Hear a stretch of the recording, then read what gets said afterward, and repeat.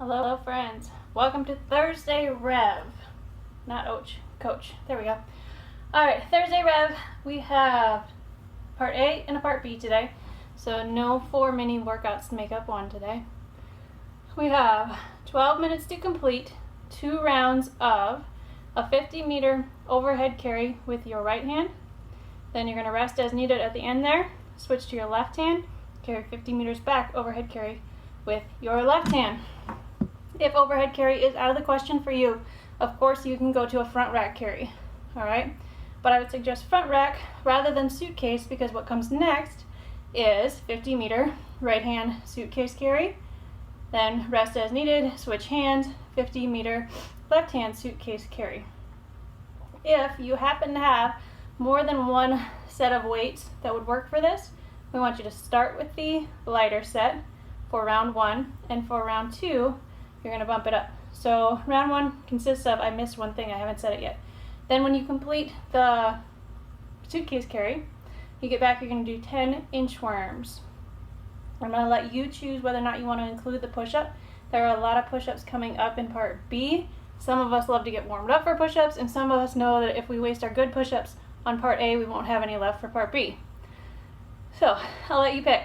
So 50-meter overhead carry left, switch, 50 meters right, 50-meter suitcase carry, switch, 50 meters right, 10 inchworms. I'm going to demo that in just a moment. If you're wondering how in the heck you're going to figure out what 50 meters is, my very scientific method is I take a big step, not a giant step, but I take a big, awkwardly big step for me, and I count to 50. That's about a meter. My normal step isn't a meter.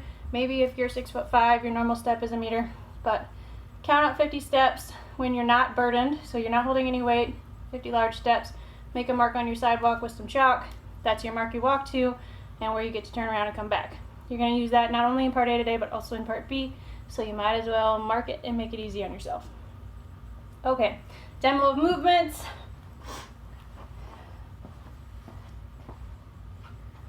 Let's see, if you got kettlebells, clean into the front rack, push overhead, find your core, and stabilize and walk with it overhead. Obviously you can't see that anymore.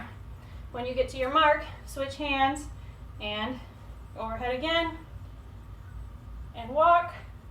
When you get back, you switch hands, and now you're in a suitcase carry. That's just one side, so again we have to find our core for balance. You shouldn't be here, nor should you be here, right? If you need to, put that arm out straight in front of you so you can tell whether you're leaning or not.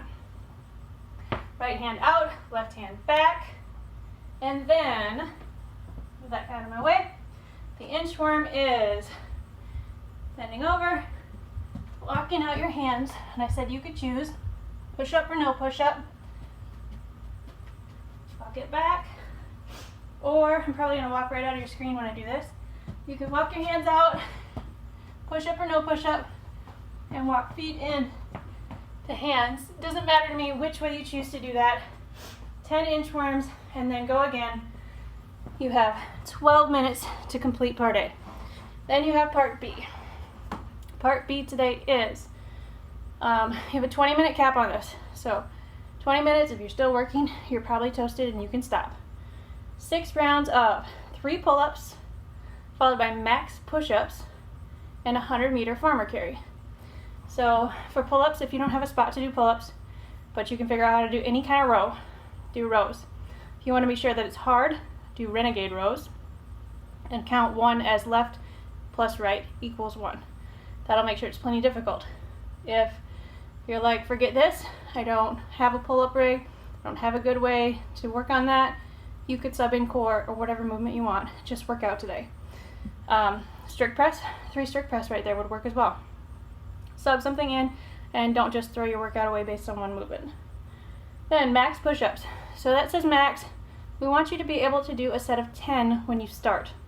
You might wear out and not be able to do 10 by the round where you're going from reps 51 to 60, but start out with enough modification that you can do 10. So that might mean going on your stairs, might mean push-ups from the knees, might mean setting up some kind of band so that you can hook it around your waist and use that for assistance. Any kind of assistance will do. If you happen to have a box like I do behind there, you could do your push-ups on that for elevating and taking off weight. But at least a set of 10. You're going to burn out in round 1 and then have a little bit of time to recover before you get back to it. That's why today we only have 3 pulls, because you're going to max on the push. Then you have a 100-meter farmer carry, and that is just like the suitcase carry, only you are burdened on both sides. So you're going to pick up 2 objects to carry for your farmer carry. I don't know that I really need to demo that for you, but I will at least show you the farmer carry. I got out the weights to show you anyhow. Make sure on your farmer carry that you are finding your strong deadlift position before you lift. Squeeze everything tight, and you're walking. So, nice and conveniently, today you have already marked out a 50-meter course. So you can walk out 50 meters and back 50 meters, and you know you've done your 100. You complete 6 rounds of 3 pull-ups, max push-ups, 100-meter farmer carry. If your max push-ups to start is 10, it may not be your max push-ups at the end. It might be 4 at the end. As soon as you break and go into your child's pose or your down dog or flop on your belly, whatever it is that you do when you break, you're done. That's your max set. Okay. After that, we're not resting. We're moving straight into 6 rounds of 30 crunches, 15 hammer curls, and 15 dips. All right, crunches. Gotta back myself up to where I'm in a good position. I think you can see me. All right, different than a sit-up with the crunch, we are going to not pull on our head, but lift our head and shoulders off the mat. I like to keep my hands here so I can feel that all the muscles are activating. Or go legs up and crunch here. Either of those is fine. 30 crunches, be sure you're breathing. 15 hammer curls. The hammer curl is the one where the dumbbell head is up. And of course we want to stay nice and even. So we're going to go 15 hammer curls on each side. So this is going to be a little slower pace for the 6 rounds. By this point you're going to be feeling pretty tired, and that's okay. And then 15 dips. Find something sturdy, hands on it, and lower down, press back up. Now, if you don't get through 6 rounds of that second part within 20 minutes, it's all right, your upper body is probably shot anyway. You've gotten in enough work. Be sure that you cool down, do a little stretching, move your arms throughout the rest of the day so that tomorrow you're able to feed yourself and wash your hair. That was a lot of words. All right, gang, I hope you are doing well, and I hope to hear from you soon. Bye. All right, Rev Crew, I'm going to lead you through a stretch that should hit just about everything in your body. If you do it 4 or 5 times, you're going to be ready to roll. Before you do this, if you have access to a cardio machine, give me 2 to 3 minutes. If not, power walking, jogging, moving your body up and down the stairs, whatever you got, for 2 to 3 minutes, and then we're going to roll right into this. So I'm going to walk you through it nice and slow so you can follow along. We are going to begin in, oh, I probably better tuck my shirt in. Now we can begin.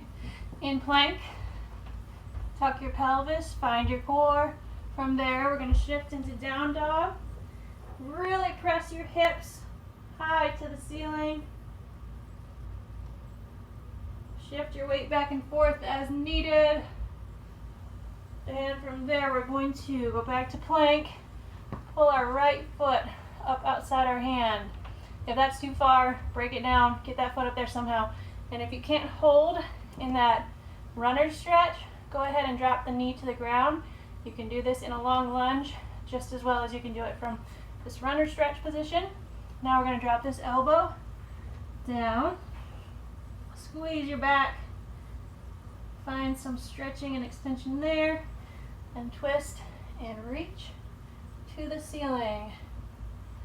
From here, hand back down to the ground. And we're going to drop that knee. Come here. Squeeze this side here and reach for a bit of a Samson stretch. All right, from there we're staying on the same side. I'm going to sit back to my heel. And I'm going to make sure that I am getting this movement from my hip, not from rounding my spine, but rather that I still have a flat back. I'm bending at the hip, and as I sit here on my heel, I feel a good stretch all the way down the back of this leg, pointing that toe at the ceiling. And from there, I'm going to come all the way back around into plank, downward dog,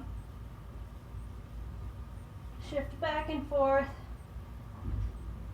extend the hips as high as you can get them, bring the foot forward. We're in that runner's pose or in our lunge.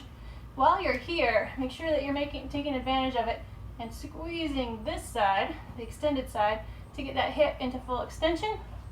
As we do, we can drop the elbow to instep. Squeeze your back, see if you can twist a little further, and then twist and reach to the ceiling. From there, I'm just going to rock up into my Samson. Reach high, lean away. Should feel this here.